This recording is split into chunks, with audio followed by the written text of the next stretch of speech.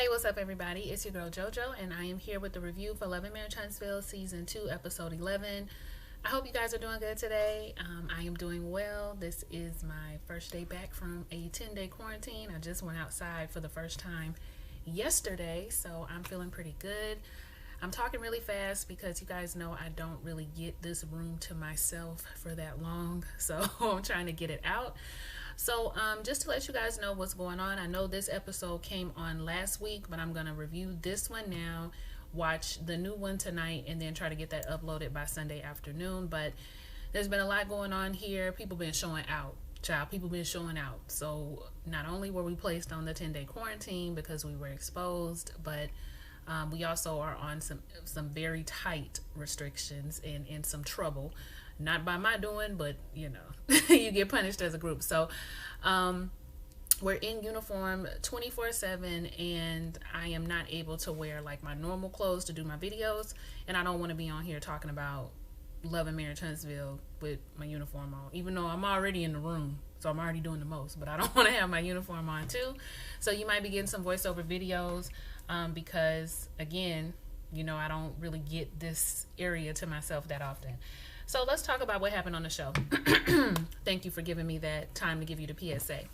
So the episode started out with everybody talking about the COVID situation, how they had to stop filming, also talking about the BLM movement and just the social justice and how they were feeling about all of that and just all of this uncertainty, but also trying to figure out what role do you play in the situation, worried about your family members, worried about friends, worried about when you're going to see people. And Maurice has decided that he is going to do his part in the whole community, the Black community. He wants to teach more about economics and finance, which I think is a great idea. We need a lot more of that.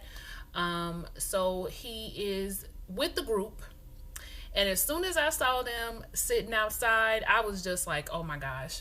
I started itching, y'all. I started breathing heavy. I started having heart palpitations because I felt like we were about to start the comeback group. And y'all know how I get about the comeback group. I get very upset about the comeback group because it really, really drove me crazy. This whole thing with the comeback group. But that's not what it was. Okay, Maurice is trying to start something new within the Huntsville community. He was having this kind of round folding chair discussion about what they could do to do more within the community, what they could teach, getting everybody's ideas and opinions. I actually agreed the most with Marcel, surprisingly, because y'all know how me and Marcel are. But Marcel was just saying, not only, well, when Maurice made the comment that we helped to build America, Marcel made the comment, if we worked as hard in our communities as we have building up other things in other places, we could really have something good. And I agree with Marcel on that. So they're going to work together to try to do that whole build-up process. And Maurice has a great idea to create a model that other places and other people can follow, which is something that is so needed, because I can't tell you how many people I've run into that'll say, I want to do something, but I just don't know where to start. So maybe a model can help people who are trying to do something similar in their hometowns and trying to build up something similar. So great discussion. You know, I really think that Gen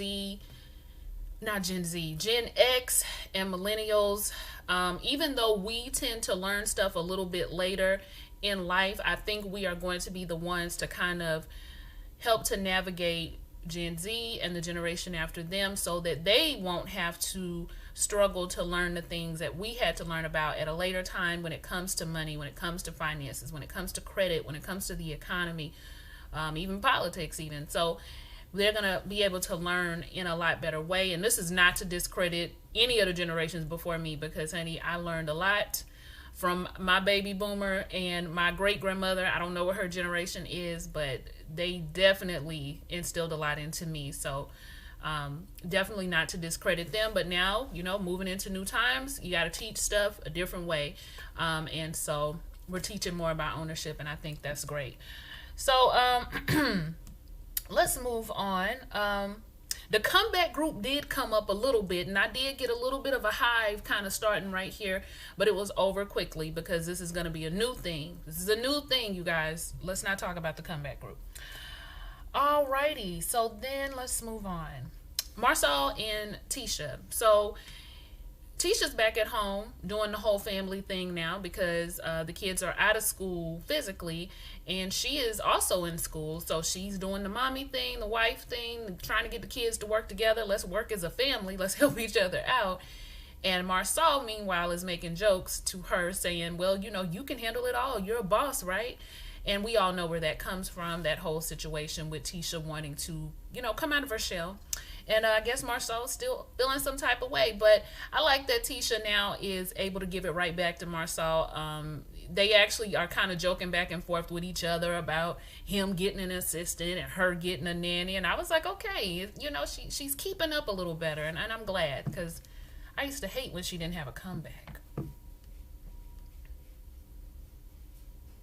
I always think somebody about to walk in. So, yeah, he was trying to be smart, but it didn't work because she got back with him, so that was nice. I guess we're going to move on to the elephant in the room. We need to talk about the rest of the time, and that would be Martellit. That is his new name. We will be calling him Martellit, or we can call him Martellus. It can switch around, but either way, he's always telling something, so he will be Martellit from here on out. Now, do you guys remember when we used to talk about Peter and how he wanted to hold the peach and how he wanted to be a cast member, and they even put out photos of Peter with his head photoshopped on a woman holding a peach? That is how I am feeling about Martellit these days. I think he wants to be almost in the position of Mel. Like he wants... It seems like he wants everything that she has. Not to be a woman, but he wants the support that she has. He has talked about how people get divorced on Real Housewives of Atlanta and how everybody is a fan of them. I mean, he seems to want to... It is giving me I want to hold the peach vibes. It's definitely giving me that. So Martellid is going around talking to everybody, not only on this show, but also all over YouTube and Instagram, doing interviews, and I'm going to talk a little bit about that.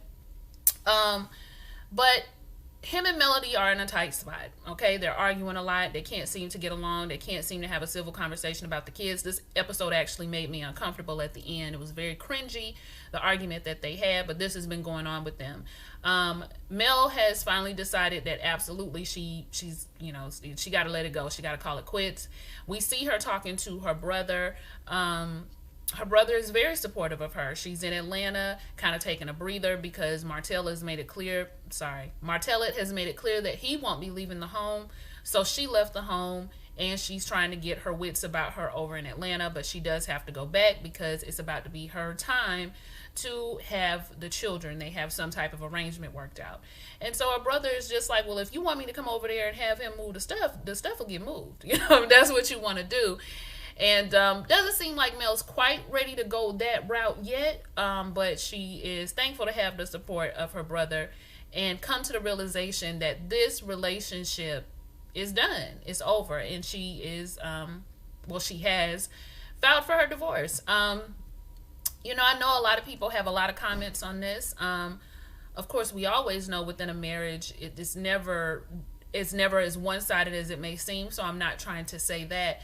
But what I am saying is that when it comes to Martellit, I just feel like there is a level of accountability that I have yet to see him take. I saw him doing better with it actually at the end of season 1, but then it seemed like it reverted back to something else once they had a break and people were talking about him and Arian came out. It just seems like it just went the other way. And I'm going to discuss that. But what I wanted to say about Melody specifically, and when she began to cry about separating the children and how she really had been trying to work it out and hold on because of her children, I got a little emotional about that because I know people who have done that, and I used to not understand it, but now that I've gotten older, I kind of get why people do that. Not that I agree with you staying just for the sake of the kids, but I understand it because you want your children to feel the energy of both of you within the same household. You don't want to disrupt their pattern. You don't want to put them in a tight position. You don't want them to have to feel upset with you if you want upset if they want to go here or think that you're going to be upset with them. You don't want to put them through a range of emotions. But what I will say is that while I understand that and I get trying really hard to keep your family together, we have to realize that children recognize and see more than we think they do. They feel more than we think they do. And even if they were to stay together in that household with the kind of argument they had at the end of this episode, it really wouldn't be good for the children anyway.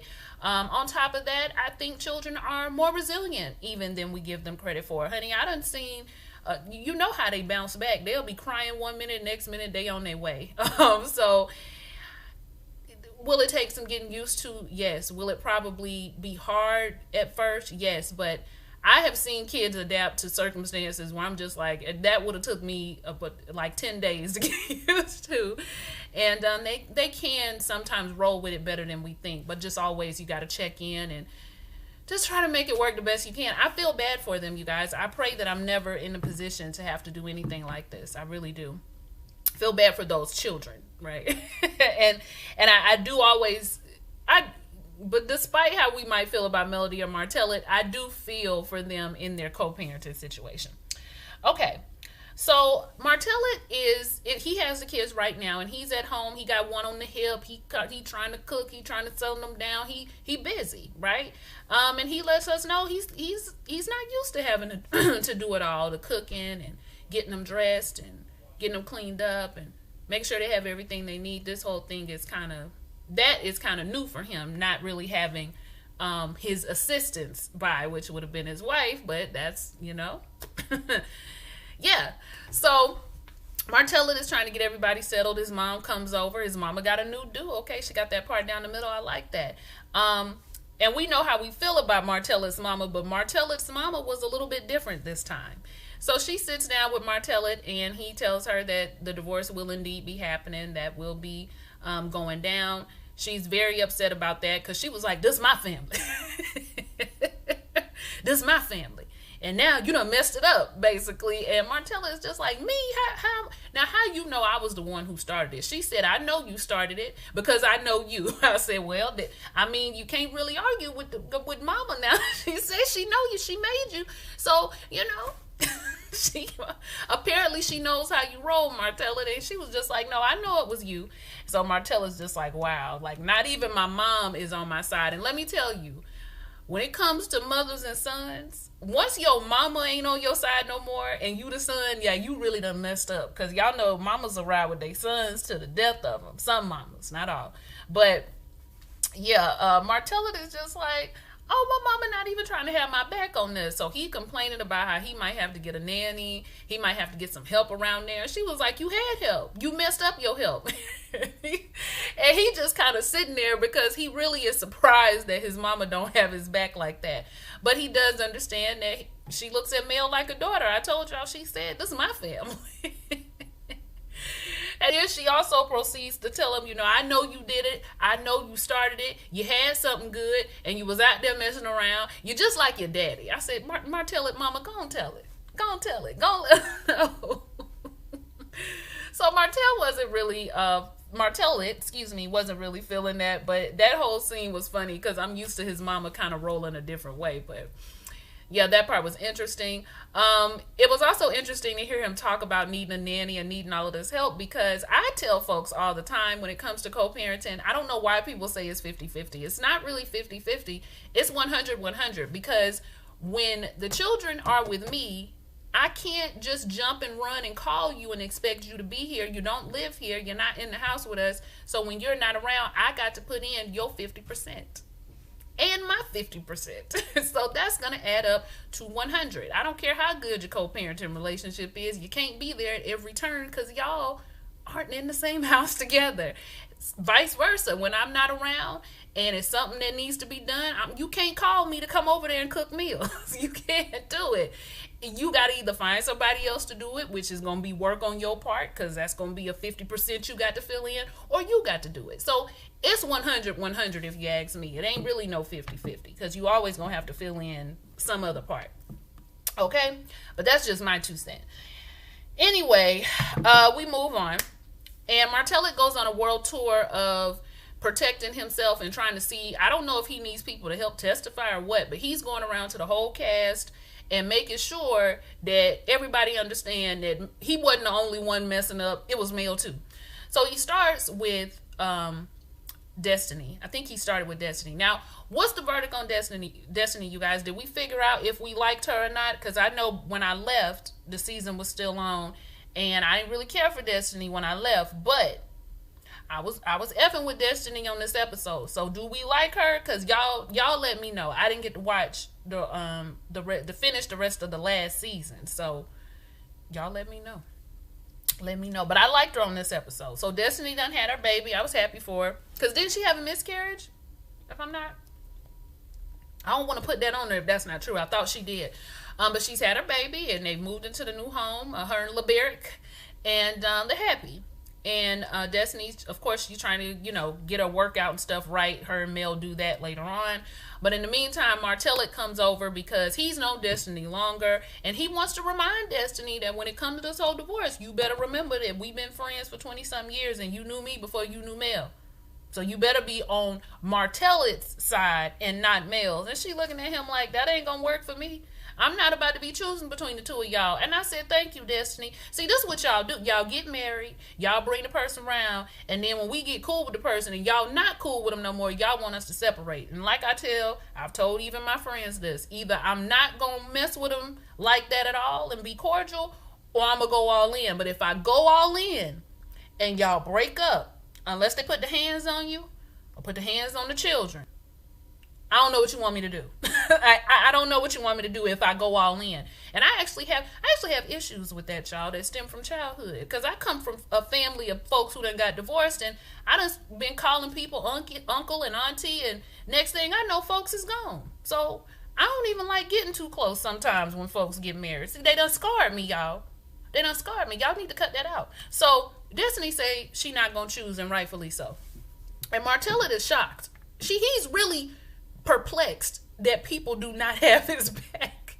And it's so funny to watch because I'm just like, has he seen the person that we've seen all over Instagram, all over the show, all over these interviews? Because MARTELLIT be showing out on some of these interviews.